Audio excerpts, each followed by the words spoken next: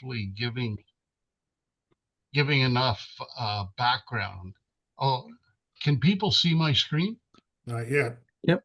Well, we can see you, but you haven't put up your presentation yet. So let me, I always forget to make you the co-host here.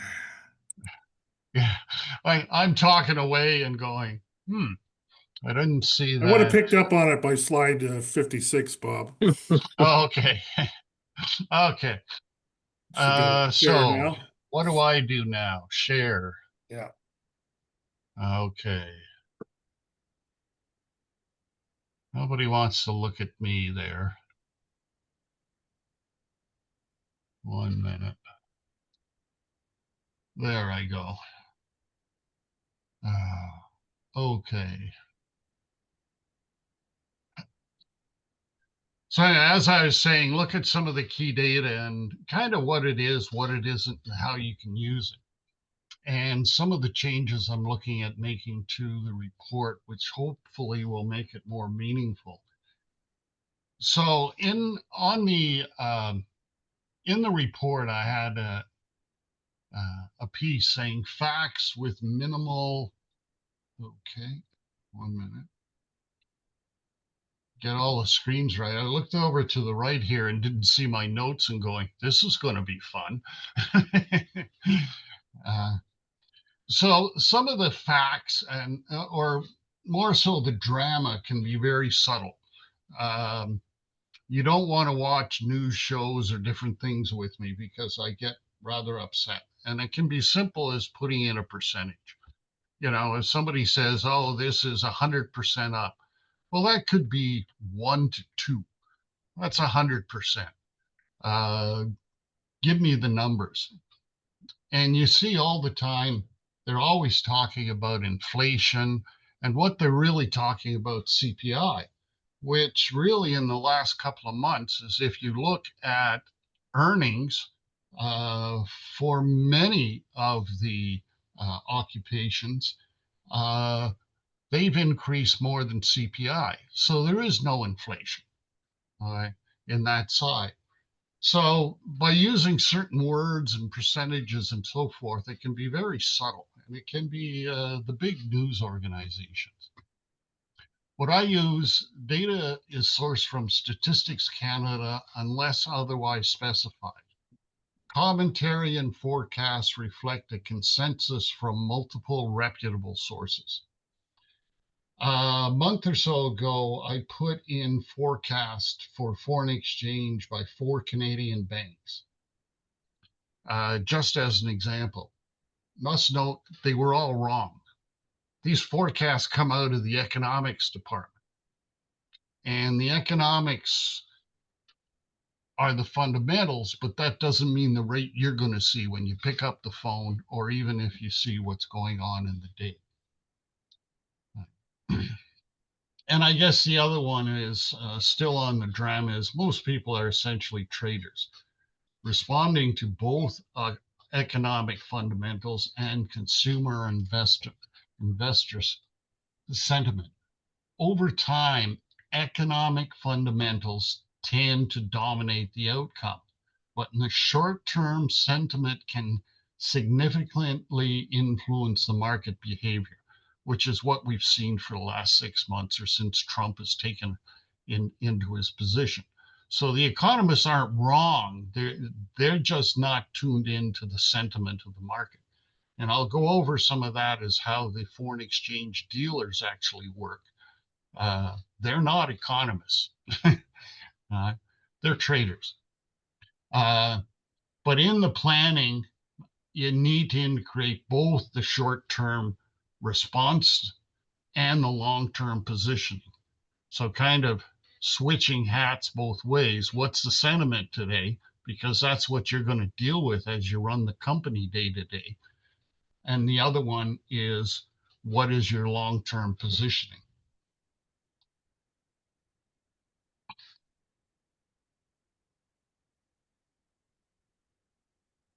Now, I'm changing the format a bit of the monthly business conditions report, hopefully making it more one piece to look at. And what my original objective was is to provide data tables that can be incorporated in a company's monthly or quarterly analysis. And what that is people, you look at your plan, you look at versus previous year, previous month, and so forth. What I said is looking at market versus actual. So if you look at something like retail sales in in a category you participate versus your sales, doesn't mean they have to be in line, and they can be the complete opposite. But it always asks the question of why. Okay, is it my products, my product mix? Is it something else that retailer is doing? And once you're comfortable with that, that's really enough. Okay. You don't really have to go a lot further. But the quarterly analysis um, will be able to do a lot more, I find, with looking at some emerging trends, events versus results. And these often uh, in the different data, which is listed on the right, it takes time for them to permeate through the different data that's coming on. Right? I can also put in, and I'll show you a little later, is what's the variance to the prior year. And it's monthly data there is important, but it's also shows what month there may have been a problem. The same thing with cost drivers. Raw material prices may go up, but it may be months before it impacts any of the pricing. And we can look back and look through other similar events and see how they affected pricing. And a lot of these bits of data are published on different dates. Right? One of the first ones that comes out is the Consumer Price Index. And probably has the most people in Stats Canada working on. But also one that comes out quickly is the import values. And there basically is, how do you accumulate all this information as quickly as possible to get it out to people? Import values are pretty easy because they only have one source, and that's Border Services. So they only have to grab all that data from Border Services and massage it into their reports. Also looking on there is how these different pieces of data come together. In the report, there is a diesel price, and I always harp on, take a look at your fuel surcharge. Okay, here are the prices by major cities in Canada, and look at what you're being changed, or look at your last bill. But in there, we also have average hourly earnings, and that includes truck drivers, short haul, long haul, and couriers. And you take those two pieces of data and look in the costing section, there is a transportation price index. So how is the cost of diesel and what truck drivers are paid influencing transportation price index? And those two, as I said, can take a few months to go through. But I've been looking at it, well, for a few years now and comparing it back. Transportation price index doesn't always move as much or in the same direction of the price of diesel. So you kind of scratch your head and say, what else is changing here? It's something like, I understand a number of retailers are asking a breakdown for price increases by different commodities and so forth. Well, often the overall price doesn't play with that. It comes back to the basics, supply and demand.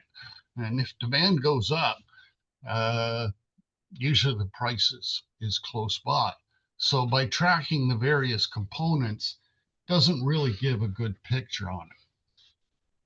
So what it's going to look like, the report will be changing a bit. It'll still have the economic market overview. And really, this is just a quick update. Flip through it. It's about 1 page. And just in case you miss some of the changes or some of the comments, it'll help you get up to date very quickly. Also usually have a special report on a certain subject, which just puts in some background and so forth. Some of the more recent, Canada's economic resilience, economic expansion, tariffs, quotas, subsidies, and all that, just to kind of round out the background behind what's going on. And then the news section will be coming in more with quarterly analysis following there. But the whole essence of the report is creating context. It's not telling you where it's going and how it impacts your business and so forth. You need to decide that. I don't know your products. I don't know where you sell. I don't know your clients and so forth. But hopefully I give you some context to sit down and why things are changing, and maybe your sales are up, but an area of people you sell to, their sales are down. Why? Product mix, what? All right. So it's hopefully giving context. So as some examples is Canadian dollar exchange rate. Every month, the piece up above, I put down, and I have in there some 6 currencies. But I think as Canadians, we all know that US dollar is the most important. And the US dollar is even more important when you look at how it's being used. Of course, it's the contract currency for probably over 80% of what Canada buys and sells. So we're buying internationally in US dollars, in particular oil. But there's something else, and I quickly learned that when I was working overseas in this area, is cross currencies. If a customer came in they wanted to buy yen against Canadian dollars, the normal process for the dealer is he is going to go yen, US, Canadian. So he will buy the yen against the US dollars and then buy Canadian against that US dollars. So the US dollar affects every currency, everything, include Euro, UK, Japanese yen, and so forth. So the US dollar has an impact there. Okay. And as I said before, dealers versus economists, which is basically for me short term versus long term. Okay. In the short term, the dealers are doing their little job. And I'll go over that in a minute. So on the right is percentage of global trade. It says 50%. America, 96%, which Canada is probably up at that number. Asia, rest of the world. Europe is the only exception, but it's probably covering most of the trade between European countries, which of course they use the euro.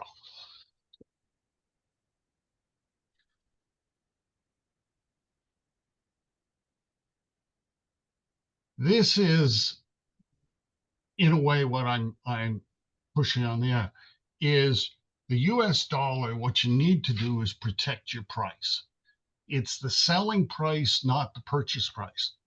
There are a lot of people that I talk to and they go, oh, I bought at this or I bought US dollars at that. That's not as important. In fact, in some ways, it's almost irrelevant. It's what is the rate that's in your selling price? Because until you sell it, there's no profit or loss involved. All right. So the key one, and what I'm looking at here, is that this is the pricing. There's the US dollar from the previous table. And in the pricing, if let's say 72 cents was in there, you had from November to April, you had a bit of a problem there, okay? Because you were down over the US dollar. All right. And the rates up above this is one of the exception. They come from Bank of Canada. Now they go through mid-market quotes for each pair currency. They're collected every minute between 8 o'clock and 4 o'clock when the market closes. All right. So that's an indication. But that's all it is. It's an indication. You probably don't see that. I worked and managed trading rooms in Singapore, Korea, a few other places. I audited them around the world. And these traders are sitting there with their screens and looking at it, but they're not speculating. Uh, they're filling orders, and they see what transactions are being. The ticket output feed is what other banks are doing, and they're going across the screen. So they're merely filling orders and so forth as they go through. So in a way, that pricing or the US dollar line that's in the table is a tripwire, okay, to say, whoa, hang on, something's moved. Maybe I need to look at that. All right. So dealers, they're traders. In fact, in many cases, they're wholesalers. The bank to bank guys who are at the top deal in 10 million and multiple of 10 millions. They have positions, but their positions are usually uh, part of what they're doing. That they'll sell you US dollars, but they don't have any, so they have to buy them later on. So they're sitting on a position. So they have inventory. These guys aren't economists. They're not looking to the future. They're not looking at really any economic data.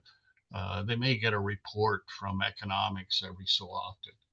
Uh, so they're building if they're in a position. But if you think about it, and I keep saying is try find a way to shop around that banks want your money. Is that dealer that you call, okay, or talk to, he may be in a not a very good position. Something like yourself, as you're sitting on inventory at a pretty high price and somebody calls in to buy it and they don't even ask the price, you go, oh boy, I can get out of that pretty easily. So they're no different from yourselves in buying and selling. They just do it very quickly and in very large amounts. And when they make mistakes, well, they're a bank usually, and they have hundreds of millions of dollars to move around to fix that mistake over the day. So I guess just to reiterate on there is, you know, it's not it's not what you buy it at, it's what you sell it at. And if you, I guess, a few bits of warning is centralize your treasury oversight. Make sure, and usually one person can play in the FX field and set rates and so forth. Okay. You don't want them all over the place because you want to know what they are because they could change going forward. All right. Pre-transaction risk, all right, is looking at before you sign a deal, what is the underlying FX risk that's really embedded in here in the pricing, okay, that is being quoting, and what kind of shifts are going to negatively affect that agreement. In banking terms, we call it what's your term exposure, what's your risk, which is what I particularly, besides general management, I was risk management, which is what a bank is. It's a risk manager, big volumes. Also, add a buffer to absorb minor FX swings and the cost of hedging. Often you don't know if you're going to have to go out and hedge. You may get a little nervous because the rate is really falling off. Well, that hedge is going to cost you. Look at putting that in. Define the threshold. All right. If you look at the thing and say, okay, what we want to do is revisit this FX rate if it moves plus or minus 3%. and have some kind of tripwire go off and say, hey, we better look at this. Okay, we may be coming into a problem.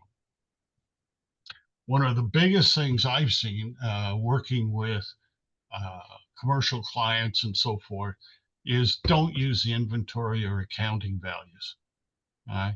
There are so many rates going on. There's so many possibility of changes and changes in inventory and so forth. Uh, so don't look at it and say, okay, my average FX rate in inventory is, it would take you a month to figure out what it really is. And the big one is don't speculate. That dealer I showed you there, he's not speculating. I watched the dealers over and over, and my biggest one was some of them actually were right many times, and then they thought they were God, and they started going out and taking positions. I've also had a dealing room that I was paying millions of dollars for, and these guys lost me millions of dollars in a couple of hours just because somebody thought I know what's going on. Now, one of the quick example, or try to be quick, is if you took the base US dollar, how sensitive, FX sensitive pricing formula. $100 using the 72 would come to 138 Canadian, a buffer of 3% kind of as minimum. Throw in a hedge of 2%, you come up to 145, which gives you an effective rate of 68, almost 67 cents. Now, if you went back here, as if you did this, just this simple calculation, and had 68 or cents in there, you wouldn't have had any problems over that 12-month period. All right. You would have slept better and so forth. You're not speculating, you're just managing. All right. But Bob, Yeah. the Canadian dollar is up about 5% since January against the US dollar. What's been the major factor or factors that's influenced that, you think? Nobody thinks Trump knows what he's doing. And they may be right. Okay. But it's sentiment. One, one, one thing I didn't say is those dealers sitting in the room, those money market, foreign exchange, and all those, they're the biggest gossips in the world. They spend half their day talking to each other. Okay. And anything in the world, oh, this is going to change everything. And with Trump doing his daily updates and so forth, exchange rates have moved unbelievably in the last 2 hours of the market. Uh, but it's just these guys are gossips, and they'll believe anything that they see. And unfortunately, sometimes you end up paying for it. Uh, I had a dealer one time came into my office and says, he was a head dealer, Bob, did you know I make more money than you do? And I said, if you would read the letter, I signed it for your bonus. Oh, and I go, yeah. And I gave you $200,000 bonus and you made me $5 million. The day you don't make me $5 million, that letter is going to say, bye bye. I'm getting somebody else. So enjoy it while it lasts. But yeah, they're a wild bunch. So, US Canadian dollar, even if you try and go to another currency, that exchange rate is going to have an impact because they're going to go cross currency. And that's just because there isn't enough liquidity in the Canadian dollar. Okay. A bank probably won't find the other side of that pair of can yen. So they'll have to go through the US dollar. The objective is to protect the sale price, make sure you know what's in there and so forth. When you see somebody quoting rates or what the forecast, think about whether this is an economics calculation or just kind of a dealer based on politics, current events, and gossip. All right. And the big thing is don't speculate. Nobody knows what's there.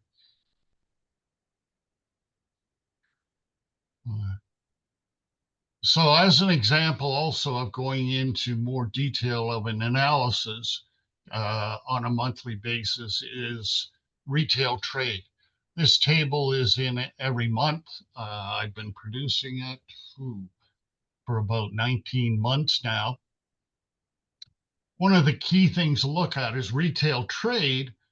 Okay. When they come up with a big number and the headline up top is Canada's retail sector remains resilient despite rising trade tension.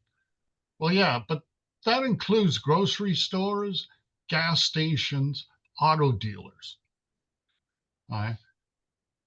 I have yet to find where the details are published. And they are published, and Stats Canada comes out and they have building material and garden equipment and supply dealers.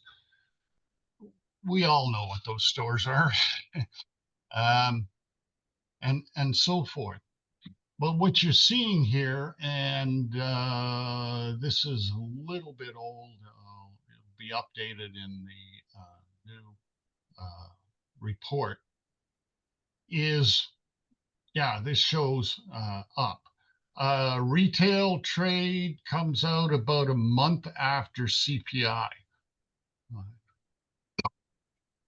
which is one of the other reasons I'm going to look at doing an analysis, is because if the dates don't match up, it's kind of, you go cross-eyed trying to figure out which table and move it around.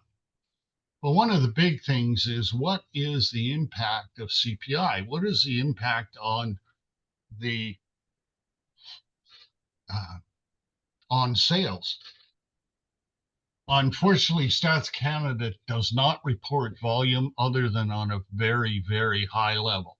So you basically have to come down and look at CPI.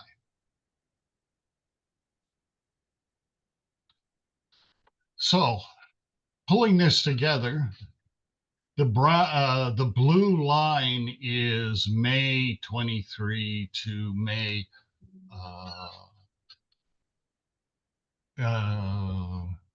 May 23 to May 24, and the bars are May 24 to May 25.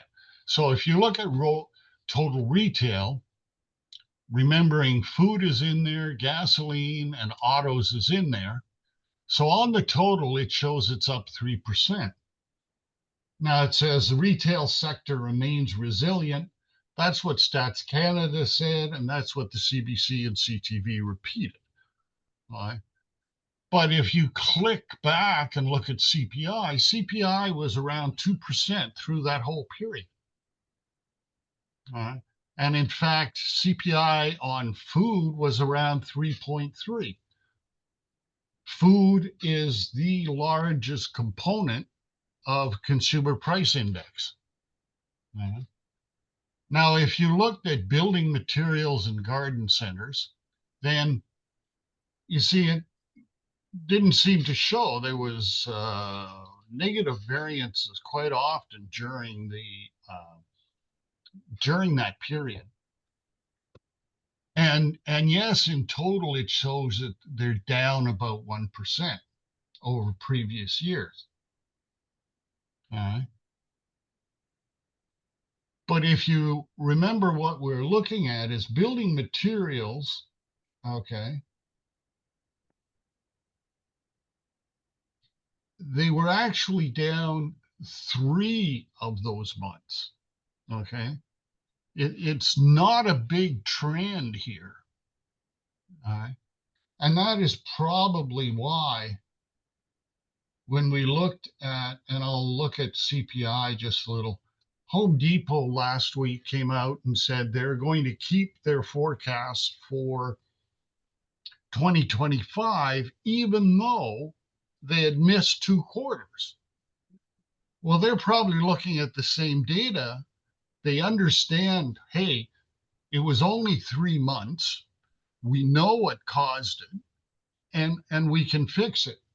Unfortunately, they're going to fix it by raising prices in the States, and they said in Canada as well, which kind of scratched their head, and they explained they didn't want cross-border shopping to, to interfere. But you're doing 1%, and that's the same amount, okay, 1%, that in the retail sector they were down. So it's kind of making difference. It hasn't been certainly a great uh, year, but it had a lot to do. Then when you look at it and look at a product mix, we'll look at that in the CPI a little different.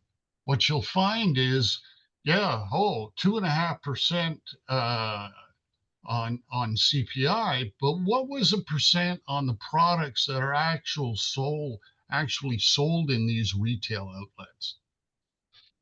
If you don't sell food, then it doesn't make a lot of sense. So a quick one on general merchandise, and of course the big guy in there, Walmart. Walmart sells food. So what you're seeing is CPI was around just above 3% through there, and that, if you're sitting and looking at it, you're kind of scratching your head saying these guys should be doing 2% if their biggest product is going up 3% in price. All right. So maybe the food in the US, and it's just the US, groceries account for 55% of Walmart sales. Yeah, it's unbelievable. But at the same thing as what I'm saying is why is, well, you may be dealing in general merchandise and you'll see that, hey, they're kind of trending down. But is that just food? Okay. Yours is up. And somebody asks, well, why are your sales up with Walmart? You go, well, because I don't sell food.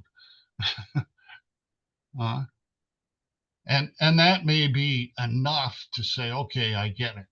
Okay. So if you look at the e-commerce, now the e-commerce data that's in the report is that e-commerce, and this is to pick up, is also included in general merchandise. So Walmart's e-commerce sales are in these sales under general merchandise. The e-commerce that's reported by Stats Canada is a carve-out.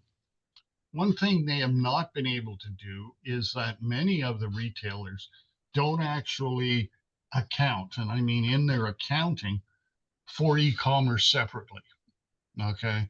So they require the retailer to provide this information, but depending on their reporting systems, you're not sure if they collect it at all or not. And it all depends how they do it. And if there's not an accounting control to look at that, you're never sure if it's fully accounted. So you're looking at certainly a good trend. I would say it's probably much higher because some stores don't account for it separately and account in a rather strange way of what they call e-commerce and what they don't call e-commerce. Mhm. So when you're looking at it and saying it or looking at it, if you're selling through the e-commerce portal of uh, sorry about that. Looks like one of my daughters needs me, which is going to cost me money. But which e-commerce platform do you use and how do they compare? There can be, of course, quite a large gap between how effective they are, which I'm sure you all know. So really looking at retail, you look at retail numbers and trying to figure out what the impact of the consumer price index is. And if it's 2 or 3% on total, that's good. But when we look at the CPI, which is next, some of them are even negative. So what does that mean? Okay, it's not 2 or 3%. It's actually a negative 4% CPI on that category of goods. Store format, just keeping in mind food, auto, gas, they're the big ones. Okay, and they are weighted that way in the CPI. So in effect, that big number are those three items. And if you don't sell those, okay, the big number on the top in the headlines is meaningless. All right. Just looking at some of the US metrics, Amazon has 37% of e-commerce sales. Walmart is 8 to 9. 447 billion against 121. But how much of Walmart sales is food? E-commerce sales is food. Kind of thinking on there. So consumer price index. As I've been talking about, it says 1.9 in June, 1.7 in July, vehicles and so forth. And I'm harping again about groceries, gas stations, and so forth. But in the report and in the data that I use, there is a breakdown of numerous different product categories. Let's just look at it. How good is Stats Canada? And Stats Canada, I put down one thing, has close to 10,000 employees. Right? And gathering data is their biggest challenge. They started off in the getting reports from retailers, and these are specific SKUs. They could have 10 or 100 SKUs. And I can only guess that somewhere along the line, they found the retailers weren't giving them very accurate information of what they were selling those SKUs at. So they now send out people into different retailers and they check the barcodes and come back and compare it against the reports they got from the retailer. These guys go crazy over detail. Right? So there are literally hundreds and hundreds of SKUs, and that's exactly that. It is a SKU. Okay, a lot of it is food. Okay, like AAA, T-bone, this. How much is it this month? How much is it that? Check 20 or 30 retailers across the country. Here's the price. But they also do exact SKUs and look at a TV set. It's actually this model and so forth. They switch them up from time to time, but you've got to give it to them. These guys have been publishing consumer price index since 1913. They have a little experience working in there. So this is another chart that is in the monthly report. So when you're looking at it, let's look at computers. So we were looking at 1.9 or a 1.7 increase in CPI. Well, computers is down year over year 4.5. And you kind of scratch your head and say, okay, that's 4.5. What does a 1.9 or 1.7 mean to you if you're selling computers? Well, nothing. It doesn't mean anything. What does it mean when you're looking at the retail to electronics and appliance stores. Well, if you're selling computers and that's one of your biggest products, you know, that that would kind of explain if your total dollar sales are down because the pricing is down. All right. The same thing you look at is in household tools, which these are strange names, but they try and come up with international descriptors so that you can compare it against other countries, which including lawn, garden, and so forth. They're down 1%. And if you remember when we were looking at the retail building materials and garden, it was down 1%. All right. So it appear on the surface, it's because the prices are down. All right. So the sales volumes and so forth may be pretty good. Okay.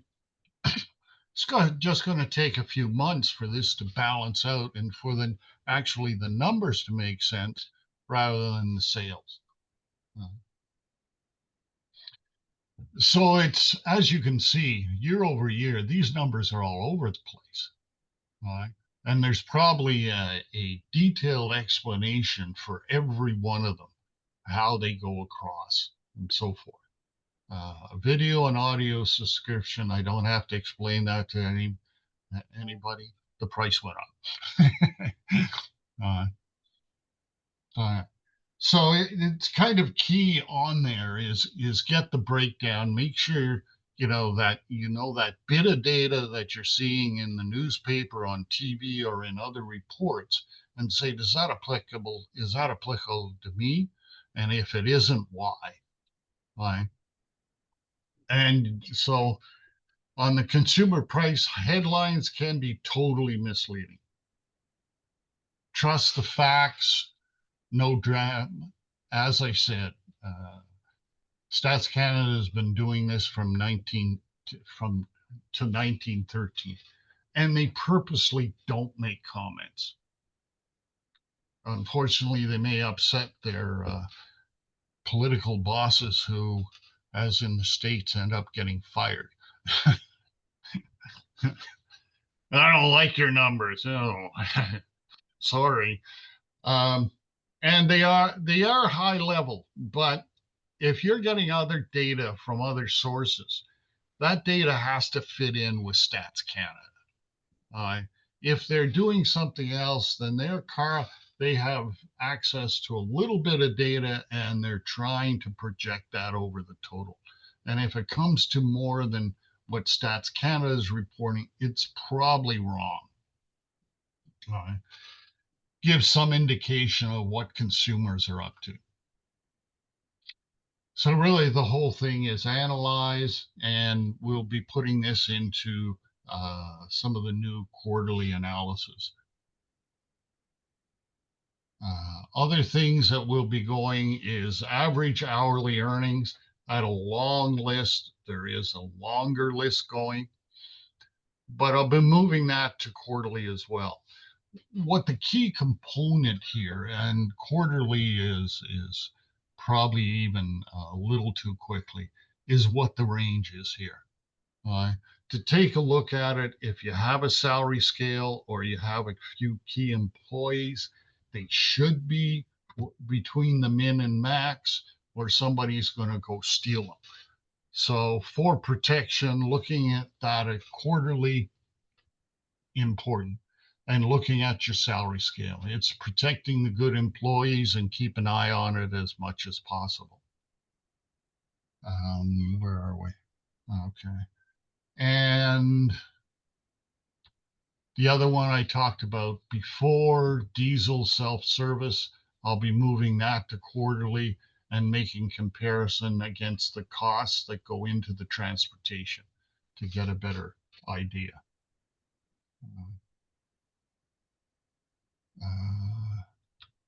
Same thing, wholesale values, wholesale inventories, import values.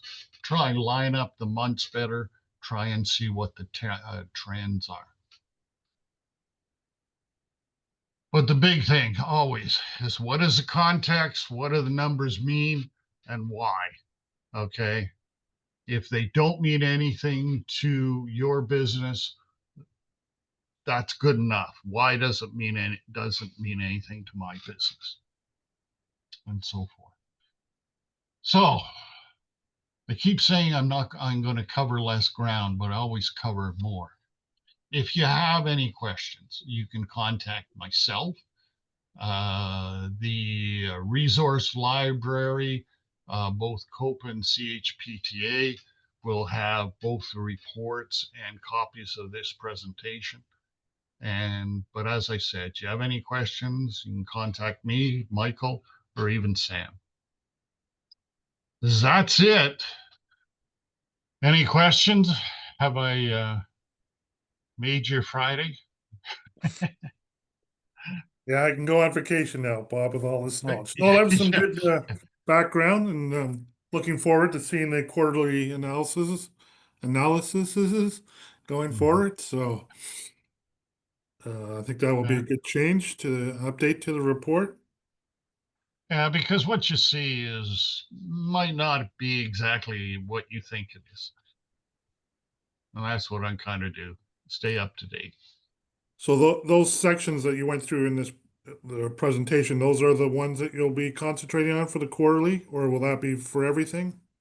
Unless I change my mind the next hour, Michael, you know that. Okay, But yeah, that's generally what will be. great. Okay. So long weekend. Hope everybody enjoys. It should be a little warmer in the last few days. Absolutely. And hopefully I'll see you next month. All right. Thanks, everyone. Have a good weekend. All right, thank you. Appreciate the information. A lot of good stuff there. So Thank Good. you. All right. Bye, everyone. thank you. Bye. Cheers.